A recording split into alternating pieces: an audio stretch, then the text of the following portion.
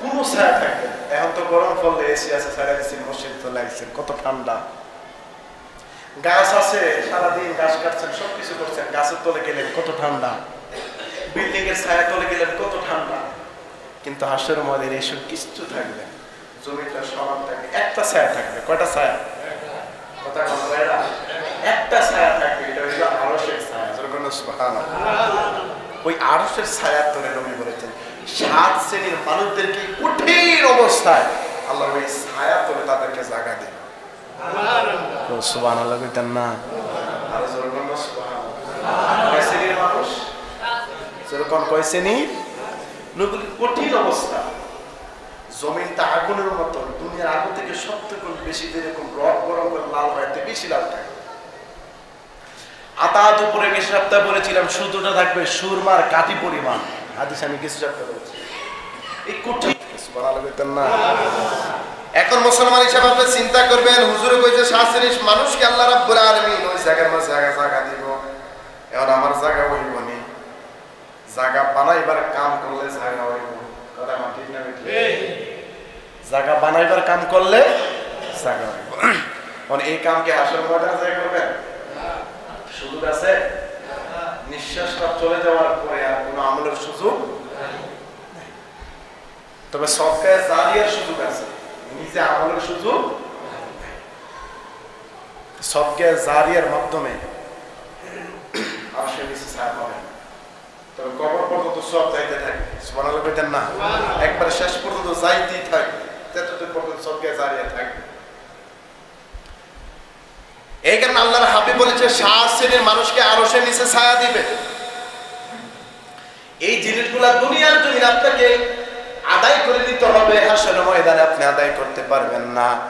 এর মধ্যে 1 নাম্বার হলো দুনিয়ার জন্য যে সমস্ত মানুষগুলা ন্যায় বিচার করে, ন্যায় বিচারক মানুষদেরকে আল্লাহ রাব্বুল আলামিন আরশের নিচে ছায়া দান করবে। যখন সুবহানাল্লাহ।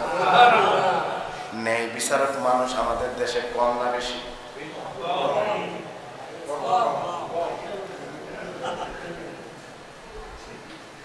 ন্যায় বিচার খুব কম।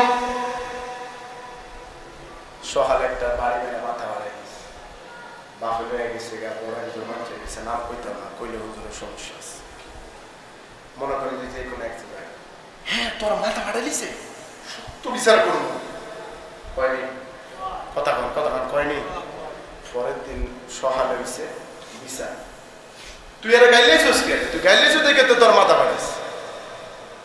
কথা কয় না, কেউ বুঝেন না, বুঝছে না আমার কথা। মাথা ফাটাইছে, রক্ত বাড়িছে, সামনে এসে কইছে টাইট বিচার করবো, ফাটাইছে কেন মাথা?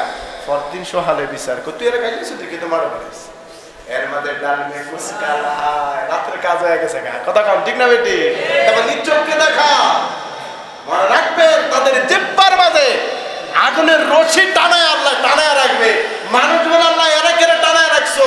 করে ন্যায় বিচার করছে না, মাঝে টিয়া খায়া যে মুসলিম তার বিরুদ্ধে বিচার করছে। কথা কন ঠিক না? রাখবেন, খুব মারাত্মক বিষয়। বিচারক সভা হতে পারে, কথা কন সভা হতে পারে, যার মেধা বুদ্ধি ওই রকম আল্লাহ দিছে হ্যাঁ হইতে পারে। হ্যাঁ যদি আল্লাহর সাথে গাদ্দারি করে তার অবস্থা আরো অ্যাটাক করে দিবে। হয়তো দুনিয়াতে না, হয়তো দুনিয়াতে আপনি দেখতেন না। তাই 1 নম্বরে যারা ন্যায় বিচার করবে, আল্লাহর হাবিব বলে আল্লাহ নিজে ওয়াদা দিয়েছে, যারা ন্যায় বিচার করবে তাদেরকে আরশের নিচে ছায়া দিবে। যখন সুবহানাল্লাহ। ছোট হন বড় হন, ভাই ছোট ভাই বড় ভাইয়ের প্রতি ন্যায় বিচার করবেন, বড় ভাই ছোট ভাইয়ের প্রতি ন্যায় বিচার করবেন। খালি সমাজের বিচার আছে, আর বিচার নাই? আসেনি বিচার? মায়ের সন্তানের প্রতি ন্যায় বিচার করবেন, বাবা সন্তানের প্রতি ন্যায় বিচার করবেন, অন্যায় করবেন হাসরের ভেতরে ধরা খাইবেন। কথা কোন ঠিক না বেঠিক? তাহলে সবাই সবার অধিকার থেকে ন্যায় বিচার করবে। ওই ন্যায় বিচারক মানুষদেরকে আল্লাহ আরশের নিচে ছায়া দান করবে। যখন সুবহানাল্লাহ।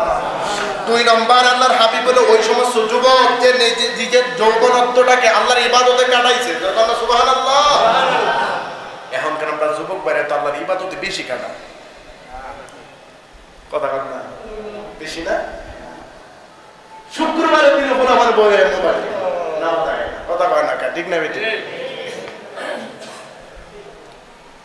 শুক্রবার দিন নামাজ দেয়, আই ফাঁসক তো নামাজ আমরা দেখি বেশি বড়ে হারা, ঠিক না? মনে রাখবেন আপনার যারা মুরব্বী হয়েছেন, আপনারা একসময় যুবক আসলেন না? আপনার মতো যুবক আসলেন না?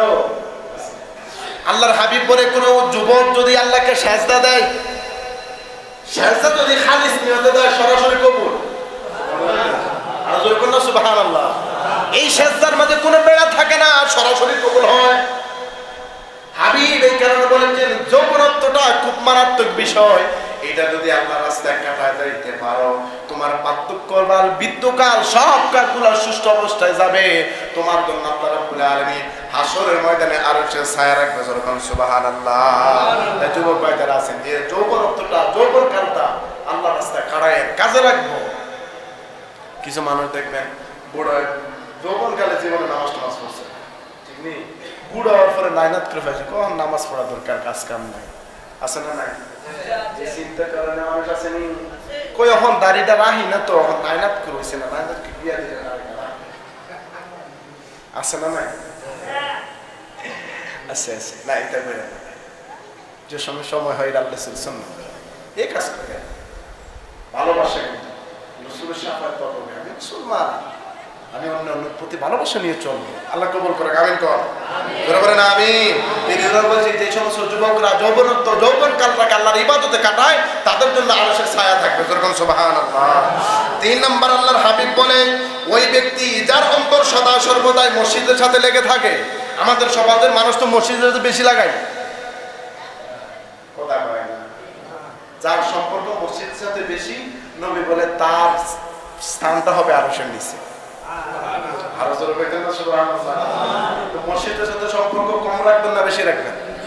যেরকম কম না বেশি, মসজিদের সাথে সম্পর্ক রাখবেন ওই মসজিদ, কারণ মসজিদ ধ্বংস হবে না। মসজিদ কি হবে না? কিয়ামত যখন শুরু হবে, মানুষ যেরকম হাঁটে, মসজিদ হাঁটতে থাকবে, হাঁটতে হাঁটতে কাবার দিকে যাবে। যেরকম না সুবহানাল্লাহ। যে মানুষগুলো মসজিদের সাথে সম্পর্ক ছিল, ওই মসজিদ তার পক্ষে সাক্ষী দিবে, আল্লাহ ও আমার কাছে আসছিল, সাজদা দিছিল, মন ভালো ছিল, সব কিছুর পক্ষে আপনার সাক্ষী দিবে। আপনি বলেন মসজিদ যদি আপনার পক্ষে সাক্ষী দেয়, আর কিছু লাগবো? কথা লাগবো? মসজিদের সাথে সম্পর্ক দরকার আছে না নাই? নবী বলেছেন 3 নাম্বার, যারা মসজিদের সাথে সম্পর্ক রাখে তাদের ছায়া কোথায়? আরশের নিচে। কোথায়? আল্লাহ যেন কবুল করে, যেরকম আমিন। 4 নাম্বার ওই ব্যক্তি, যে সমস্ত ব্যক্তিরা গোপনে দান সদকা করে, সুবহানাল্লাহ কেন না, কিসে দান সদকা করে? গোপনে। তবে প্রকাশ্যে দান করা সদকার কথাও কোরআনে আছে, গোপনের কথাও আছে। সুবহানাল্লাহ কেন না। প্রকাশ্যটা কেন বলা হয়েছে? আল্লাহর হাবিবের বড় বড় সাহাবীরা ছিল, নবীর যুদ্ধের সময় আসছে, এই সাহাবীরা কে কি দিবে দাও। ওমর তারা বলছে, ইয়া রাসূলুল্লাহ আমি 100 উট দিব। সুবহানাল্লাহ কেন না। ওমরের কথা শুনলে আরেকটা হুজুর, উমর থেকে তো সম্পদ আমার একটু বেশি আছে, উমর দিছে 100, আমি 101টা দিলাম। সুবহানাল্লাহ কইতেন না।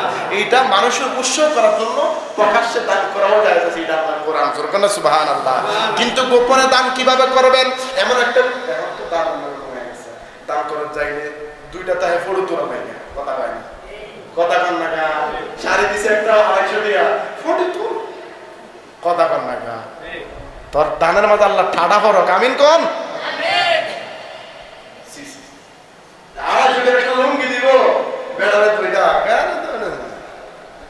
এক প্যাকেট বিরিয়ানি দিয়েও ফটো তুলে দান আসেনি, এরকম দান, কথা কন আসেনি।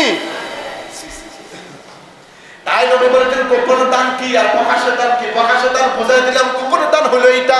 এমন একজন মানুষ দরিদ্র, খাইতে পারে না, লইতে পারে না, দিন আইন না দিন খাই, এই সমস্ত মানুষগুলো গোপনের দান কইরা দিবেন, যাতে মানুষ টের পায় না। নবী বলে ওই সমস্ত গোপন দান সদকা করা ব্যক্তিগুলাকে আল্লাহ রাব্বুল আলামিন আরশের নিচে ছায়া দান করবে। যেরকম সুবহানাল্লাহ। আল্লাহ যেন বুঝার তৌফিক দান করে, যেরকম আমিন। 5 নম্বর আল্লাহর হাবিব বলেন, যে নিজের জন্য আল্লাহকে স্মরণ করে এবং 2 চোখের পানিকে সব সমস্ত জড়ায়, এর মানেটা কি? আল্লাহর হাবিব বলেছে নিজের গুনাহের জন্য সদা সর্বদা সে তওবা করে, একমাত্র আল্লাহকে ভয় করে। যারা সদা সর্বদা আল্লাহকে ভয় করবে, নিজের বিষয়গুলো আল্লাহর সামনে তুলে ধরবে, আল্লাহ আমি তো গুনাহগার, আমার তুমি মাফ করে দাও, ওই সমস্ত তওবাকারীকে আল্লাহ আরশের নিচে ছায়া দান করে, যখন আমিন। 6 নম্বর, যেই ব্যক্তি, কোন মানুষ বা কোন নারী যদি তাকে একটু, এটা আমাদের সমাজে একটু বেশি বা বিভিন্ন সমাজে এটা আছে, যুবক এটা তোমাদের জন্য, কোন একজন সুন্দরী নারী তোমাদেরকে অফার দিয়েছে, ওই যুবক যদি দাঁড়ায় বলে আমি আল্লাহকে ভয় করি, নবী বলে হ্যাঁ ডাইরেক্ট জান্নাতি। সুবহানাল্লাহ কইতেন না।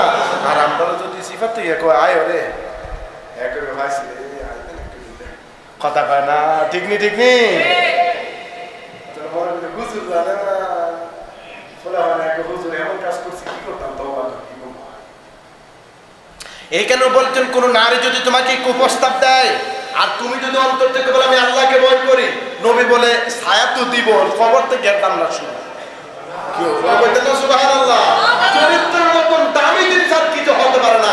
নবী বলে যার চরিত্রের মধ্যে দাগ নাই তার জন্য নিঃশব্দ হয় জান্নাত। আপনি চিন্তা করেন আপনার চরিত্রের ব্যাপারে, চিন্তা করেন এই জিনিসটা মনে রাখবেন। কোন মানুষ কুপ্রস্তাব দিছে ভয় করবেন কারে?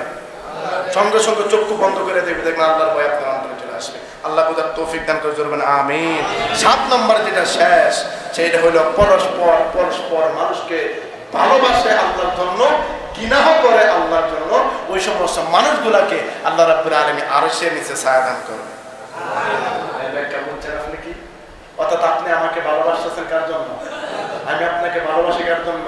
আপনি আমাকে ঘৃণা করেন কার জন্য? আপনাকে আমি ঘৃণা করি কার জন্য? ব্যাস আল্লাহ যেন এই 7টা বিষয় আমাদেরকে আমল করার তৌফিক দান করেন আমিন। আল্লাহ যেন হাসর ময়দানে কঠিন মুসিবতের সময় আল্লাহ যেন আরশের নিচে আমাদেরকে ছায়ার ব্যবস্থা করে দেন আমিন। আরো জোরে পড়ে আমিন।